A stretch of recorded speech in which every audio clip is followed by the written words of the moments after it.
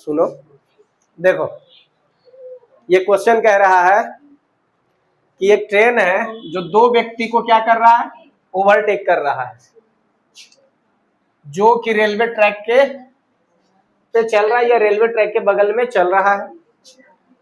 First व्यक्ति जो है कितना का स्पीड से चल रहा है, 4.5 kilometre mean 4.5 kilometre per hour से। दूसरा व्यक्ति कितने का स्पीड से चल रहा है, 5.4 किलोमीटर पर आवर से। और ट्रेन जो है, दूसरा व्यक्ति है जो कितना किलोमीटर का स्पीड से चल रहा है, 5.4 से। और जो ट्रेन है पहला व्यक्ति को कितने समय में पास आउट कर जाता है, 8.4 में, और दूसरे को 8.5 सेकेंड में। उस केस में अच्छा, ट्रेन का जो लेंथ होगा, किसका लेंथ, ट्रेन लेंथ जो होगा दोनों केस में बराबर होगा कि नहीं होगा। पहला व्यक्ति को भी पास करेगा वो अपना लेंथ, दूसरा व्यक्ति को भी वो अपना ही लेंथ क्रॉस करेगा। उस केस में ट्रेन लेंथ क्या हो जाएगा, सेम। दोनों केस में क्या हो जाएगा, सेम। लेकिन यहां देखो, रिलेटिव स्पीड हम बताए थे, अरे रिलेटिव स्पीड बताए थे या नहीं बताए थे हम, कि जब सेम डायरेक्शन में होगा तो स्पीड क्या होना है, घट जाना है ना, सब्ट्रैक्ट होना है। तो यहाँ रिलेटिव स्पीड वाला फार्मूला लगाओ। रिलेटिव स्पीड वाला फार्मूला कैसे लगेगा, स्पीड ऑफ ट्रेन, मतलब हम VT लिख सकते हैं, स्पीड ऑफ ट्रेन, अरे स्पीड ऑफ ट्रेन लिख सकते हैं ना VT, minus speed of person 1 लिख सकते हैं, और इनटू टाइम जो लग रहा है। अरे लेंथ कितना हो जाएगा, जो ट्रेन का लेंथ हो जाएगा। समझ में आया जो हम कहे, हमें ये भी नहीं पता ना ट्रेन का लेंथ पता है, कुछ नहीं पता, तो हम यहां से ये काम कर सकते हैं। इससे दोनों ट्रेन लेंथ क्या हो जाएगा, बराबर। दूसरा व्यक्ति को क्या हो जाएगा, ट्रेन का जो है speed minus velocity of person 2 into time, और टाइम दोनों केस में देखो दिया हुआ है। और एक बात, यहां जो लेंथ होगा या जो भी चीज निकलेगा यहां से, लेंथ या स्पीड निकल जाए वहां से देखो ये स्पीड दिया हुआ है कितना, किलोमीटर पर आवर में, है ना। और यहाँ टाइम क्या दिया हुआ है, सेकेंड में। किसमें दिया हुआ है, सेकेंड में। इसका मतलब हमको पहले जो स्पीड दिया हुआ है पर्सन का, उसको मीटर पर सेकेंड में कन्वर्ट करेंगे ना हम। तो पर्सन 1 का जो स्पीड हो जाएगा मीटर पर सेकेंड में 4.5 इंटू 5/18 मीटर पर सेकेंड हो जाएगा। अब वेलोसिटी ऑफ पर्सन 2 क्या हो जाएगा, मतलब स्पीड क्या हो जाएगा, 5.4 इंटू 5/18, यही ना होगा। यहां से अगर कैलकुलेट करते हैं तो ये डेसिमल घटेगा, 5 दूना 10, 9 पचे 45 और 9 दूना 18, कितना हो जाएगा, 5/4 मीटर पर सेकेंड। पहला पर्सन का आ गया। दूसरा पर्सन का कितना आ जाएगा, 5 दूना 10 और 9 छक 54 और 9 दूना 18, 6/4 मीटर पर सेकेंड आ जाएगा। आ गया ना। अब यहां से देखो, VT माइनस पर्सन 1 का क्या आया, 5/4, 5/4, और इनटू टाइम कितना है फर्स्ट पर्सन का, 8.4, क्या है 8.4 सेकेंड, बराबर हो जाएगा पर्सन VT तो वही रह जाएगा स्पीड ऑफ ट्रेन, और पर्सन 2 का क्या है 6/4, और टाइम कितना है 8.5, हो गया, कितना हो गया ना। अब एलसीएम लो, एलसीएम नहीं भी लेते हो तो रेशियो में लेकर चले जाओ, इसको नीचे ले आओ, इसको ऊपर लेकर चले जाओ। और जैसे तुमको अगर मल्टीप्लाई करके गुना करना है कर लो, मल्टीप्लाई ही कर देते हैं।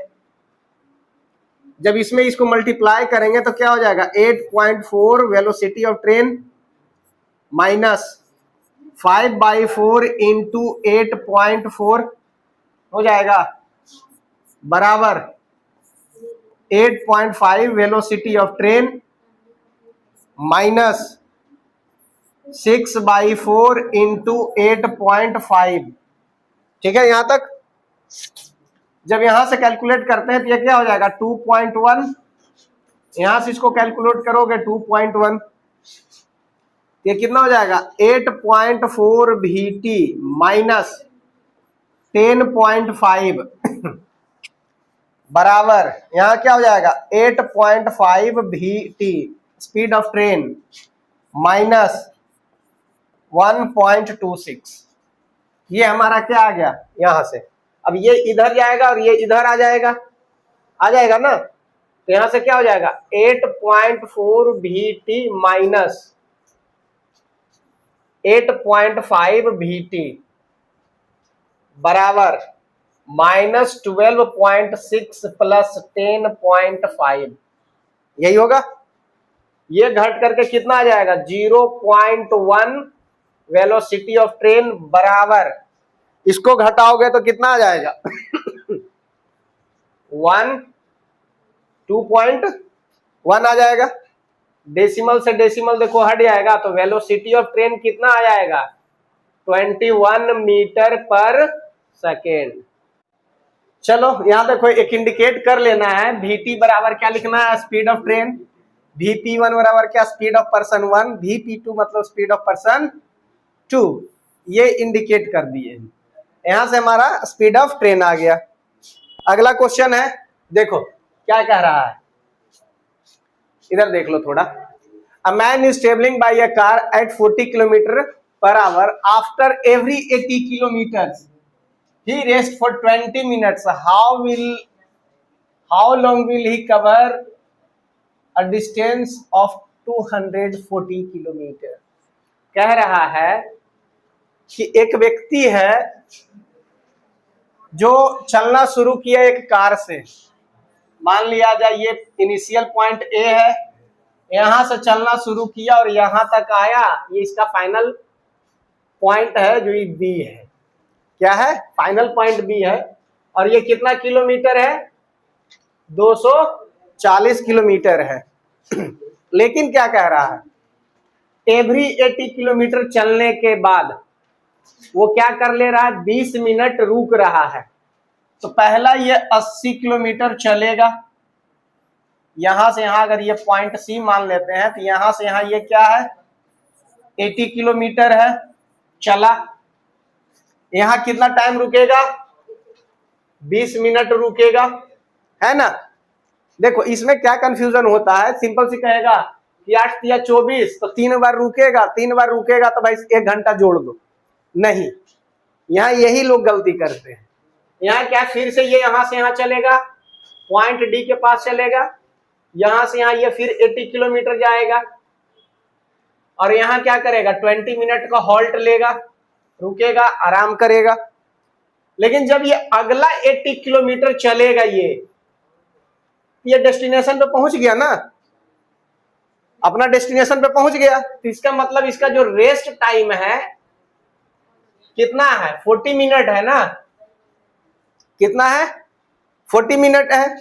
अब यहां से कैलकुलेट करते हैं, और कितने के स्पीड से चल रहा है 40 किलोमीटर पर आवर के स्पीड से, इतना दूर चलने में कितना आवर 2 घंटा। कैसे, क्योंकि distance upon time, sorry distance upon speed, हमारा टाइम आ गया।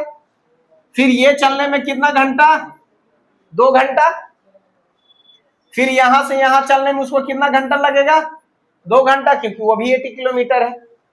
तो टोटल कितना आवर हो गया 6 आवर, और रेस्ट कितना टाइम लिया था 40 मिनट, तो 40 मिनट। ये क्वेश्चन तुम लोग क्या कर सकते थे ओरली कर सकते थे। देखो ये क्वेश्चन कह रहा है कि एक मोटर कार है जो कितने के स्पीड से चल रहा है 70 के स्पीड से चल रहा है, लेकिन वो अपना स्पीड हर 2 घंटे पे कितना किलोमीटर आवर से बढ़ा ले रहा है 10 किलोमीटर के आवर से बढ़ा ले रहा है। तो स्टार्टिंग जो होगा, स्टार्टिंग फर्स्ट 2 आवर लिख सकते हैं, फर्स्ट 2 आवर्स जो होगा वो कितना डिस्टेंस चल लेगा 140 किलोमीटर चल लेगा, अरे चल लेगा ना, पहला 2 घंटा तो वो स्टार्टिंग वाला तो 2 घंटा में 140 किलोमीटर चल लेगा, तो रिमेनिंग टाइम उस रिमेनिंग डिस्टेंस उसका क्या हो जाएगा 3 4 5 माइनस 140,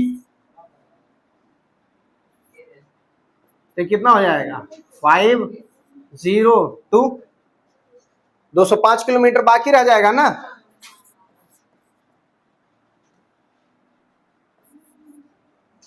दो 205 किलोमीटर क्या रह जाएगा बाकी। तो जैसा ही ये 2 घंटा चला उसके बाद उसका स्पीड क्या हो जाएगा आफ्टर 2 आवर, स्पीड क्या हो जाएगा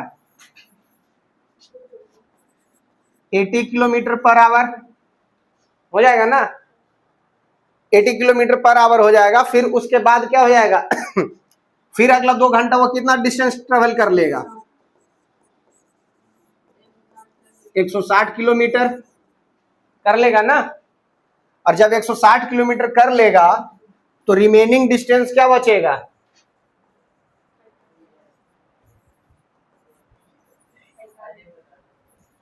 205 माइनस 160 कितना किलोमीटर 45 किलोमीटर।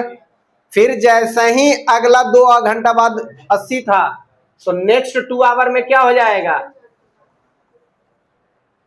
स्पीड क्या हो जाएगा 90 किलोमीटर पर आवर हो जाएगा तो उसको 45 किलोमीटर चलने में कितना टाइम लगेगा,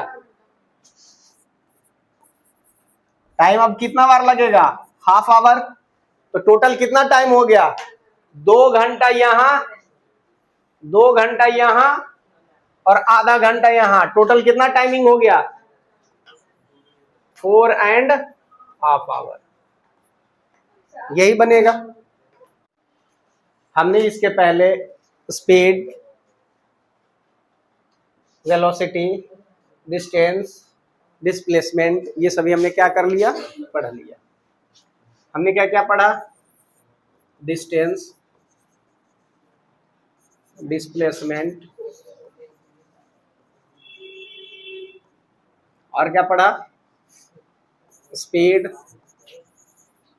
वेलोसिटी। अगला जो टॉपिक है क्या है हमारा एक्सेलरेशन। एक्सेलरेशन क्या होता है, सिंपल बात अगर कह ले एक्सेलरेशन का मतलब होता है चेंज इन वेलोसिटी। क्या होता है change in velocity per unit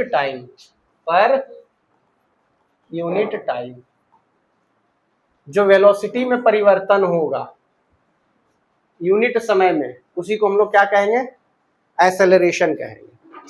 acceleration कहने का मतलब होता ही है कि क्या होना चाहिए स्पीड कह ले या वेलोसिटी कह ले, उसमें क्या होना चाहिए इंक्रीज होना चाहिए, है ना। उसी को तो हम लोग कहेंगे कि भाई हम एक्सेलरेटेड हो गए। जैसे तुम लोग कभी कभी अपना एक्सपीरियंस किए होगे कि साइकिल चला रहे हो या तो कोई पीछे से पकड़ करके खींच लेता है तो साइकिल हल्का सा रुक जाता है, और अगर पीछे से कोई धक्का दे दिया तो स्पीड क्या हो जाता है बढ़ जाता है। या कोई बाइकर्स या कोई गाड़ी कहीं जा रहे होगे तो बाजू से एकदम सुप सा निकल जाता है, तो उसका मतलब क्या वो एक्सेलरेटेड मोड में है, मतलब उसका स्पीड हर सेकेंड या हर टाइम पर हर यूनिट टाइम पर क्या हो रहा होगा चेंज हो रहा होगा। जब हम लोग बाइक स्टार्ट करते हैं या साइकिल तुम चलाना स्टार्ट करते हो तो तुम्हारा इनिशियल वेलोसिटी जो होता है, इनिशियल वेलोसिटी को यू से डिनोट करते हैं, क्या होता है 0।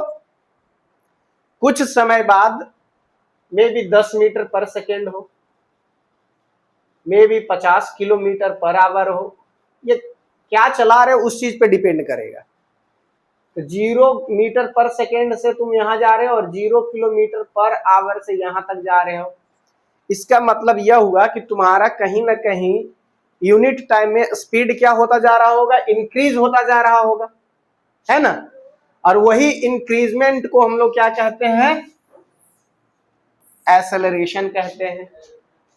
और यहां देखो इस टाइम तक, इस स्पीड तक पहुंचने में कुछ ना कुछ टाइम लगा होगा ना। 0 से 50 किलोमीटर पर आवर या 0 मीटर पर सेकेंड से 10 मीटर पर सेकेंड तक पहुंचने में कुछ ना कुछ टाइम लगा होगा। वो टाइम जो लगा यूनिट टाइम में चेंज होता जा रहा होगा, और उसी को हम लोग क्या कह रहे हैं हर बार, एक्सेलरेशन कह दे रहे हैं। ठीक है, अब देखते हैं हमारा अपना स्लाइड में क्या है। देखो एक्सेलरेशन क्या है। Acceleration is the rate at which object velocity change over time. क्या कर ले रहा है अपना, चेंज क्या कर ले रहा है, वेलोसिटी समय के अंतराल में या समय के अनुसार, उसको हम लोग क्या कह रहे हैं, एक्सेलरेशन। दूसरी भाषा में क्या है, change in velocity. Change in velocity का मतलब क्या, जब हम कोई फाइनल स्पीड पे या फाइनल वेलोसिटी पे जब पहुंचेंगे तो एक होगा हमारा इनिशियल, जो स्टार्टिंग वाला होता है, और एक हमारा जब फाइनल जब पहुंच जाते हैं वहां पे, इसमें क्या चेंज हो रहा है ना। तो चेंज जब होगा तो फाइनल माइनस इनिशियल, और कुछ ना कुछ ये चेंज होने में टाइम लगा होगा ना, तो इसीलिए कहा जाता है final velocity minus initial velocity upon time is equal to क्या होता है, एक्सेलरेशन। यहां लिख दिया हुआ है। ठीक है, ए बराबर acceleration of the body, v is equal to final velocity of the body, u is the initial velocity of the body, और t time taken for change in velocity. और एक्सेलरेशन का जो SI यूनिट होता है metre पर second square होता है, या फिर इस तरीके से भी लिख सकते हो। ठीक है, और एक्सेलरेशन क्या एक वेक्टर क्वांटिटी है, और it can be positive negative और जीरो। ये क्या हो सकता है, पॉजिटिव निगेटिव और जीरो भी हो सकता है। When a body is moving with uniform velocity it's acceleration will be zero. यदि यूनिफॉर्म वेलोसिटी या यूनिफॉर्म स्पीड से कोई ऑब्जेक्ट अगर चल रहा है उसका एक्सेलरेशन क्या हो जाएगा, जीरो हो जाएगा। जीरो केस कहने का मतलब हो गया, यदि कोई ऑब्जेक्ट चल रहा है 50 किलोमीटर पर आवर स्पीड से, पहला घंटा भी 50 किलोमीटर, दूसरा घंटा भी 50 किलोमीटर, तो इस स्पीड से अगर चल रहा है तो उसका कोई rate of change of velocity, sorry rate of change of velocity नहीं है। अब नहीं है तो क्या है, उस समय उसका एक्सेलरेशन क्या रहा होगा, जीरो।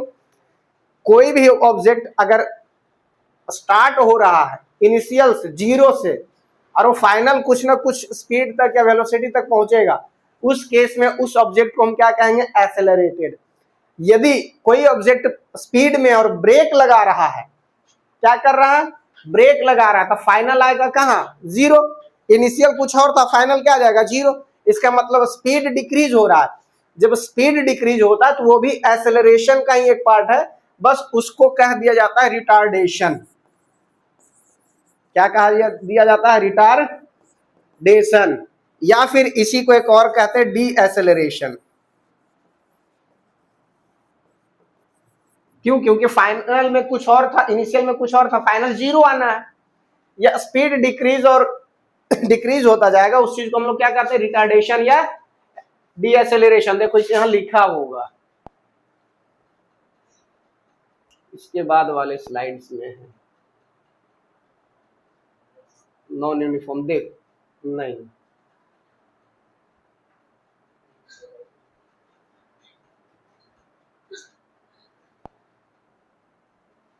कहीं ना कहीं हम लिखे थे।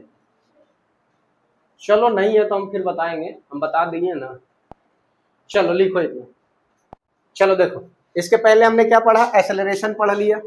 एक्सेलरेशन के बाद उसी का देखो पोर्शन है, if the velocity of body is increase then the acceleration is positive, if the velocity of body decreases then the acceleration is negative, और नेगेटिव एक्सेलरेशन कॉल्ड रिटार्डेशन। हम इसके पहले रिटार्डेशन को एक्सप्लेन किए थे कि जब क्या हो, मान लिया जाए हमारा फाइनल वेलोसिटी, सॉरी मान लिया जाए वेलोसिटी स्टार्टिंग में 60 किलोमीटर पर आवर रहा हो, और जाम था आगे, ब्रेक अप्लाई किए तो हमारा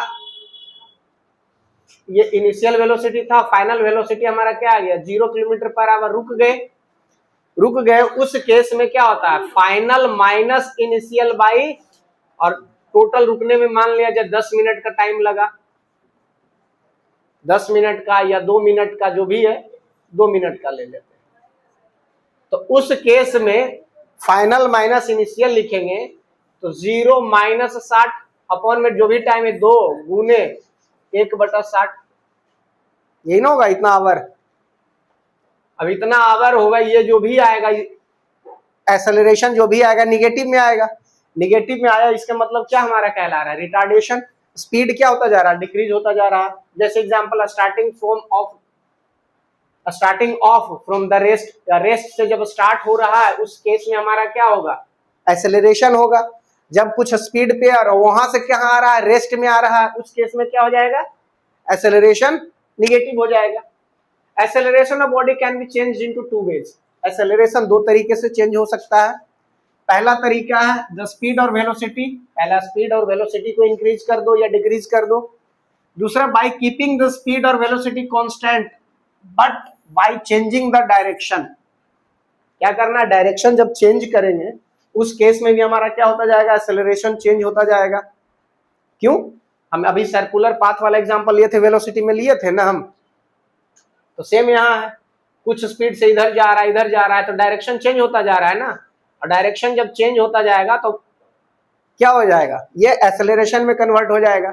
लेकिन एक बात जान लो, और क्यों हो रहा है, क्योंकि वेलोसिटी एक वेक्टर क्वांटिटी और वेलोसिटी पे ही ये डिपेंड करता है, इसलिए ये भी एक क्या है, वेक्टर क्वांटिटी, क्योंकि ये भी डायरेक्शन के अकॉर्डिंग है ना। वेक्टर क्वांटिटी में क्या होता है, डायरेक्शन और मैग्नीट्यूड दोनों होता है, तो एक्सेलरेशन में डायरेक्शन और मैग्नीट्यूड दोनों होता है।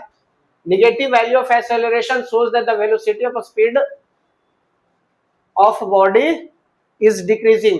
वेलोसिटी और स्पीड क्या होता जा रहा है, डिक्रीज होता जा रहा है। नेगेटिव एक्सेलरेशन यही शो करता है। आगे देखो, यूनिफॉर्म एक्सेलरेशन है when an object travelling in a straight line with an increase in velocity at equal interval of time then object is said to be in uniform acceleration. कहने का मतलब है, अगर कोई ऑब्जेक्ट, क्या ऑब्जेक्ट अगर चल रहा है तो इक्वल वेलोसिटी अपना चेंज कर रहा है यूनिट टाइम में, इक्वल इंटरवल ऑफ टाइम में। एक सेकेंड में 10 मीटर, अगला में 20 मीटर, अगला सेकेंड में 30 मीटर, ये क्या होता जा रहा है, यूनिफॉर्मली चेंज हो रहा है ना। और यूनिफॉर्मली जब चेंज होगा तो वो क्या कहलाएगा, हमारा यूनिफॉर्म एक्सेलरेशन कहलाएगा। क्या कहलाएगा, यूनिफॉर्म एक्सेलरेशन कहलाएगा।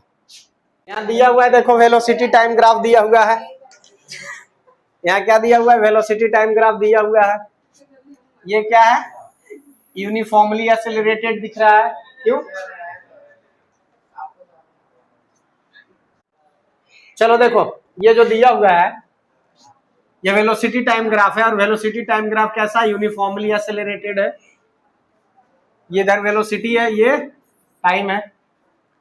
यहाँ भी देखो स्पीड है, और स्पीड ये भी इंक्रीजिंग है। स्लोप जो दिया हुआ है ये टाइम है, और ये हमारा स्पीड है, ये भी यूनिफॉर्मली एक्सेलरेटेड है, या यूनिफॉर्म एक्सेलरेशन। यहाँ जो दिया हुआ है वेलोसिटी टाइम ग्राफ दिया हुआ है, क्या है, वेलोसिटी टाइम ग्राफ दिया हुआ है।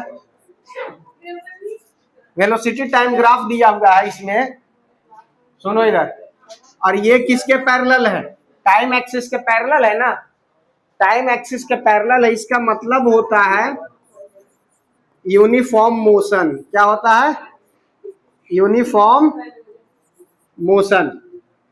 फिर यहां देखो, ये वेलोसिटी टाइम ग्राफ है, वेलोसिटी टाइम ग्राफ है, तो यहां क्या दिखा रहा है,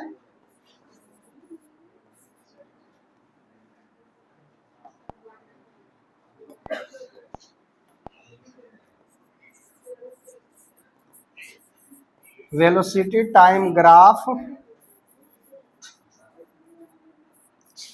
फॉर यूनिफॉर्मली एक्सेलरेटेड मोशन। ये कैसा है, यूनिफॉर्मली एक्सेलरेटेड के लिए है। और ये जो है यूनिफॉर्मली रिटार्डेड, क्या है ये भी वेलोसिटी वीटी टाइम ग्राफ है, वीटी ग्राफ है। कैसा, यूनिफॉर्मली रिटार्डेड, यूनिफॉर्मली रिटार्डेड।